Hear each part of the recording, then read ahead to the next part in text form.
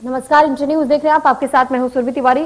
Bulletin की शुरुआत बड़ी खबर के साथ करेंगे तो इस वक्त की बड़ी खबर आपको बता देते हैं।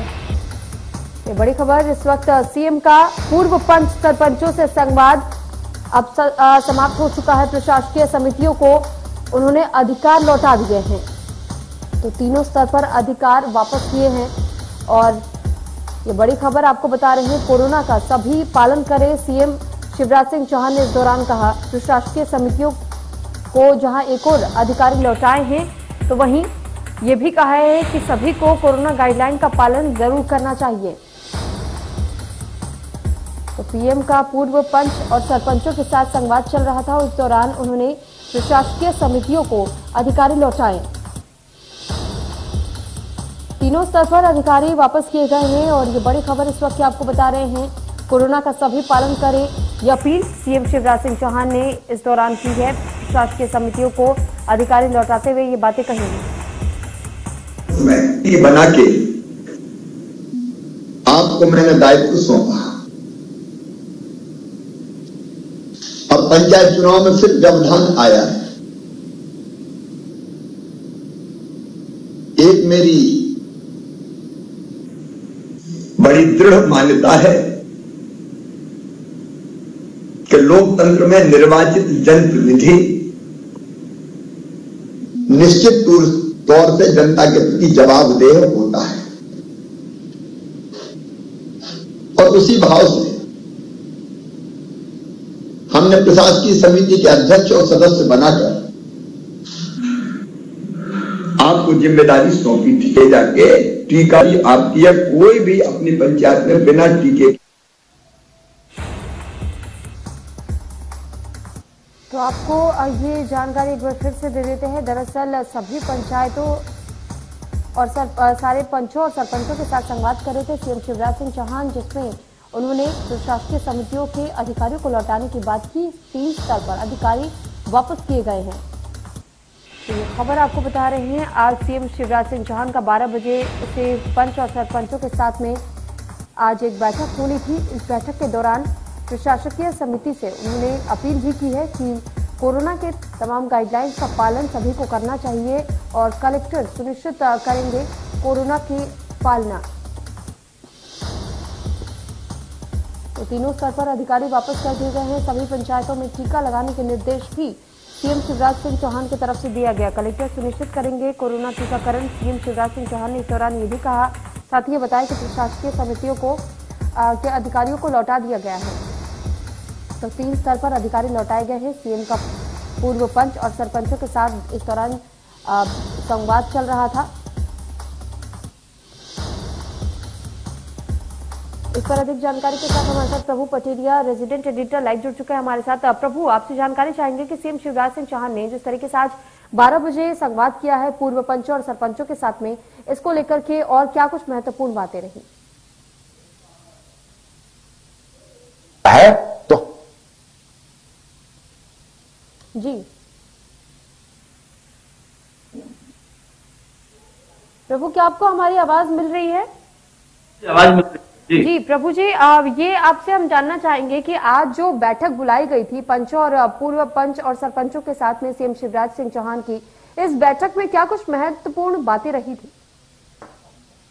सभी जो सरपंचों को समझ और खास इस तरीके के मामले मध्य प्रदेश में भी हम आज की बात करते हैं तो करीब 7,000 प्रकरण आए हैं कोरोना के, जो एक दिन में अभी तक का सबसे बड़ा आंकड़ा है मध्य प्रदेश का। तो उसको देखते हुए मुख्यमंत्री ने उनको ये टास्क दिया है कि वो कोविड से लड़ाई में वो सहयोग करें। जो क्राइसिस मैनेजमेंट कमेटियां गांव के स्तर पर बने हुए उसके वो सदस्य हैं, और उस सदस्य के दायित्व को निभाते हुए अपने गांव के स्तर पर लोगों को बचाने का निर्णय लें। सबको मास्क, सैनिटाइजेशन और तमाम जो उपाय है कोविड से उसके उनका प्रतिबंधों का पालन करने के लिए उनको सतर्क करें। और साथ ही यदि कोई बीमार होता है, कुछ को लक्षण पाए जाए तो उसकी जांच कराकर उसको आइसोलेशन में रखा जाए, इसकी भी वो उनको जानकारी दें और स्थिति गंभीर होने पर अस्पताल भी भेजें।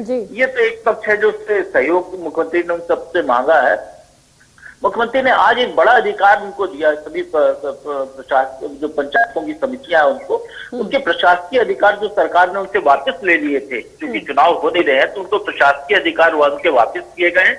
और खास बात यह है कि ग्राम से लेकर जनपद पंचायत और जिला पंचायत तक तीनों स्तर की जो पंचायती राज व्यवस्था है उसमें सभी जो पूर्व प्रशासकीय अधिकारी रहे हैं, जो पूर्व प्रधान या पूर्व सरपंच, पूर्व जनपद या जिला पंचायत अध्यक्ष और वहां के जो सचिव है, तो उनके अधिकार वापस लौटाए हैं। अब वो अपने गांव के विकास के लिए, अपने जनपद के विकास के लिए, अपने जिले के विकास के लिए जो उनको राशि आवंटित होती है उसको खर्च करने का निर्णय ले सकते हैं। वो गांव की जरूरत के मुताबिक वहां पर ग्राम सभा के जो निर्णय होते हैं उस हिसाब से वो आगे विकास कार्यों को करा सकते हैं।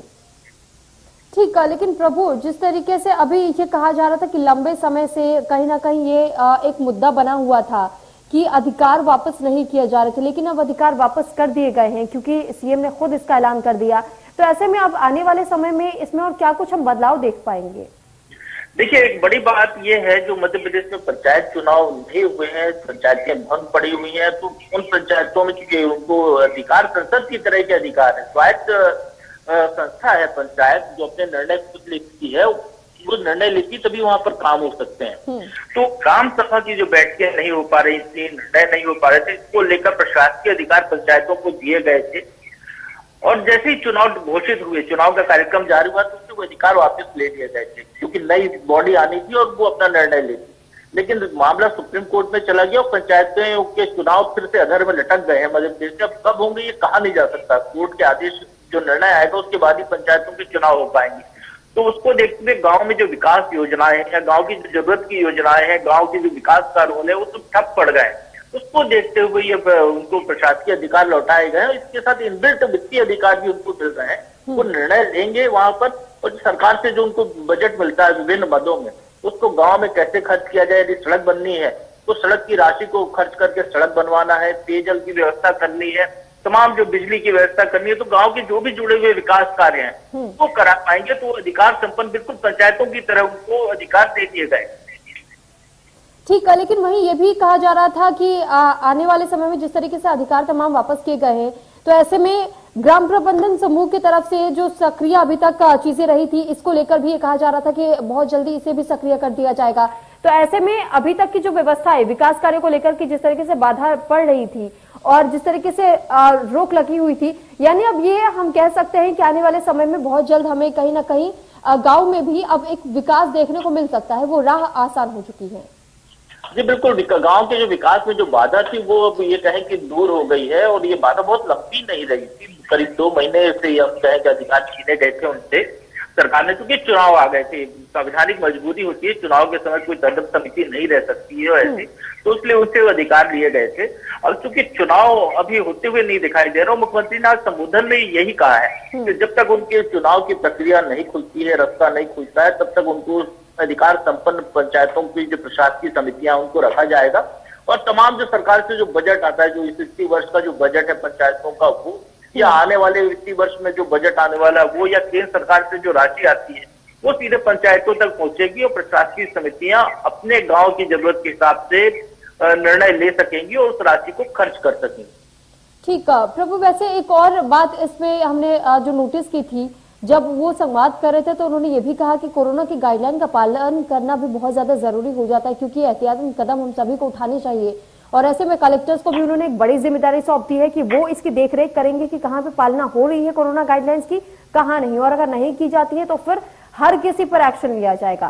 तो ऐसे में इसे हम किस तरीके का संदेश मान सकते हैं? देखिए, कोरोना के जिस तरीके से मामले मध्य प्रदेश में बढ़ रहे हैं तो स्वाभाविक तौर पर यह माना जा रहा है कि सरकार को शक्ति बढ़ाने की दिशा में कदम अपने आगे बढ़ाने पड़ेंगे, क्योंकि मध्य प्रदेश में भी हम आज की जैसे मैंने अभी बताया कि करीब 7,000 मामले आए, 6,970 करीब नए प्रकरण मध्य प्रदेश में आए, जो अब तक का रिकॉर्ड है। इतने ज्यादा मामले मध्य प्रदेश में अभी तक नहीं आए थे। ओमिक्रॉन लगातार बढ़ता जा रहा है और ग्रामीण क्षेत्रों में तक कोरोना प्रसार पहुंच गया है और जिस तेजी से ये बढ़ रहा है कोरोना, उसको देखते हुए सरकार को ये लग रहा है कि यदि स्थितियां नहीं संभाली गई तो विस्फोटक हो सकती है। हालांकि अभी कोई खतरा नहीं है उस तरीके से, न तो अस्पतालों में मरीज जा रहे हैं, होम आइसोलेशन में ठीक हो रहे हैं, लेकिन दिक्कत खड़ी हो सकती है। तो उसको देखते हुए कलेक्टरों के अध्यक्षता में जो जिला क्राइसिस समितियां हैं उनको जिम्मेदारी दी गई, उनके मार्फत ही जनपद और ब्लॉक और ग्राम की क्राइसिस मैनेजमेंट समितियां हैं, तो वो समितियों का कामकाज पर निर्णय रखने को कहा गया और जिले की जरूरत के मुताबिक किसी जिले में ज्यादा प्रकरण आ रहे हैं तो वहां सख्ती बढ़ाई जा सकती है। ये उनके लिए मुख्यमंत्री ने उनको चेतावनी दी है यदि अभी नहीं सुधरे तो फिर सख्ती बढ़ानी पड़ सकती है। ठीक, एक और आखिरी सवाल मैं आपसे जानना चाहूंगी, जिस तरीके से तमाम अधिकार तो सरपंचों को वापस किए गए, लेकिन कहीं ना कहीं वित्तीय अधिकार भी एक सवाल हो जाता है कि वित्तीय अधिकार पूरी तरीके से दिया जा रहा है या नहीं। दूसरी चीज ये कि 22,000 कुल ऐसे पंच और सरपंच बताए जा रहे हैं जिनका कार्यकाल 2020 के अंतराल में ही समाप्त हो गया। अब ऐसे में किस तरीके से आगे इस पूरे कार्यक्रम को, पूरे कार्यकाल को मैनेज किया जा रहा है, क्योंकि जिस तरीके से चुनाव बार बार टलते जा रहे हैं, पंचायत चुनाव, तो ऐसे में ये एक गंभीर मुद्दा हो जाता है कि चुनाव एक और टल रहे हैं, दूसरी तरफ अगर आप अधिकार दे भी रहे हैं तो फिर किस आधार पर उसे आगे बढ़ाया जाएगा? देखिए, अधिकार इसीलिए दिए गए हैं कि चुनाव नहीं हो पा रहे हैं। 2020 से चुनाव नहीं हो पा रहा है। 2 साल, जैसे मैंने बताया, 2 साल का लगभग समय हो गया है।